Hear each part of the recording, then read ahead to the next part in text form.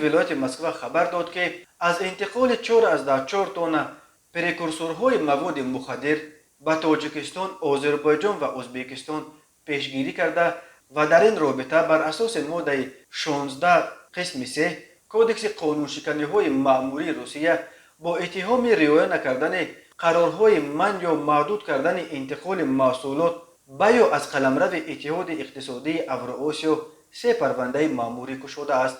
خدمات مطبوعات گمرک ولایت مسکو گفت این محصولات مخصوص را با نقض قاعده های انتقال آن از قلمرو اتحاد اوراسیا انتقال دادنی بودند. مقدار پریکورسورها به گفته مقامات گمرک بیشتر از حد نهایی بود که انتقال بدون اجازهنامه مخصوص این نوع محصولات حساس را اجازت نمیدهد. کارمندان گمرک تشکیلات را معین کردند که محصولات کیمیاوی بیشتر از حد ممکن را به تاجیکستان، آذربایجان و ازبکستان بردنی بود.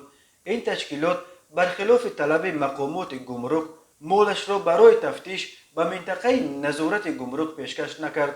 گفته می شود در اطلاعیه گمرک ولایت مسکو در پی تفتیش انبارهای شرکت همه این باره که می بایست به 3 کشور اسنگ صادر می شد مصادره کرده شده است. پریکورسورها در صنایع کیمیا فراوان استفاده می شوند ولی آنها یک اشیای مهم برای تولید مواد مخدر سنی از جمله هیروئین نیز به حساب می روند.